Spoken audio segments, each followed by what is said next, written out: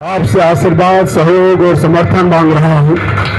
मैं सहयोग और समर्थन अपने 10 साल की सेवा के बदौलत मांग रहा हूँ। आज बड़ी बड़ी बातें राष्ट्रीय प्रदेश के हमारे अभिभावक नेता करेंगे, लेकिन मैं तो इतना कहना चाहता हूँ मेरे मालिकों, मैं 14 में चुनाव हार गया था।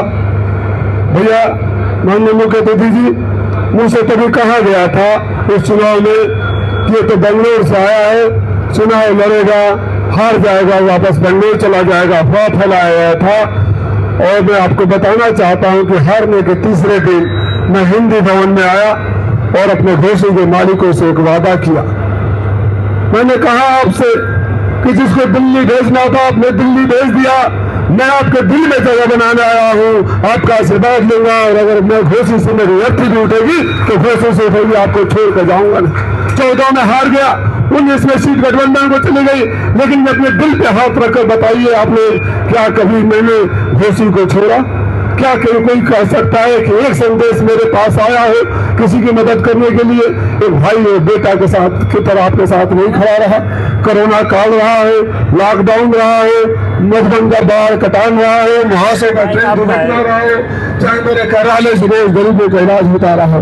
मैं बड़ी जुनून के साथ, दिल के साथ सेवा किया हूँ। मैं बड़ी बातें नहीं करना चाहता हूँ।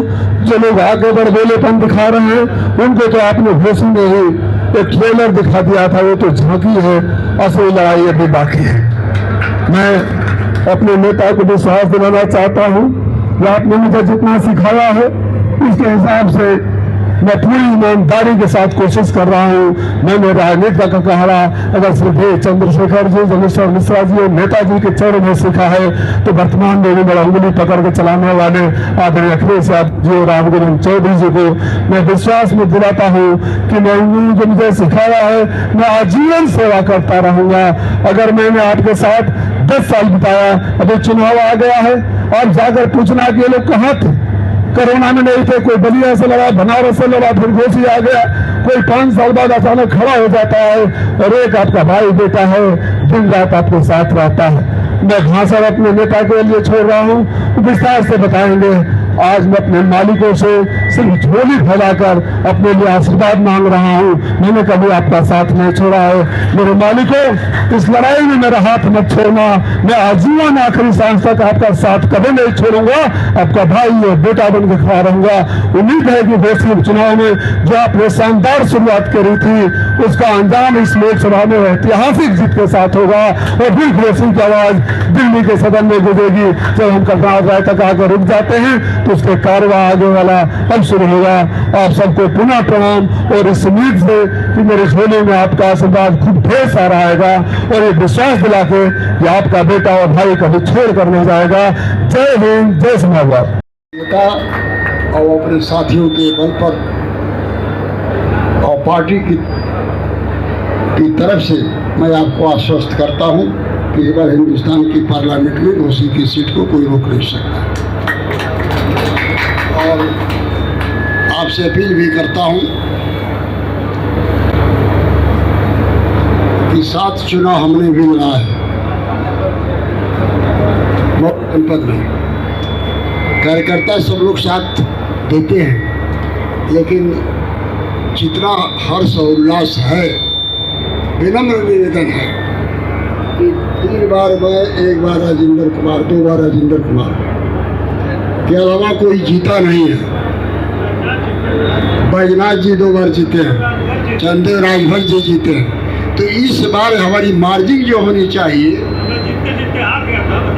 हमारा चेहरा अल्ताफ जीत गया था लेकिन हरा दिया गया, जीत गया था लेकिन हार गया है, हरा दिया गया।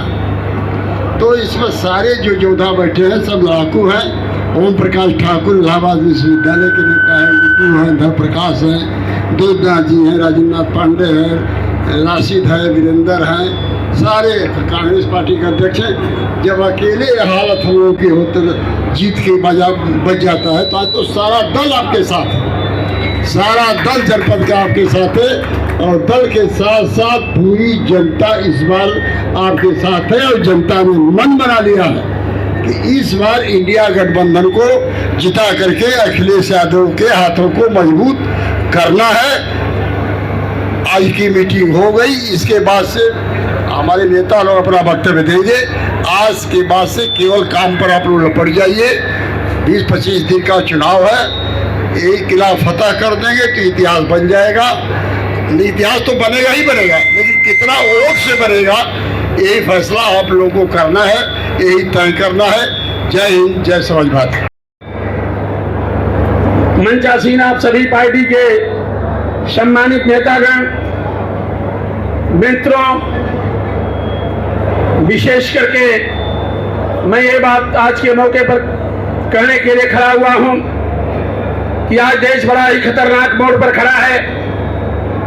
जिस ताकत के बदौलत इस देश में हम गरीबों, मजदूरों, मजलूमों, किसानों, नौजवानों को सम्मान की जिंदगी जीने का मौका मिला, सर उठाकर चलने का मौका मिला, दुनिया के दौर में आगे बढ़ने का मौका मिला, वो ताकत है संविधान।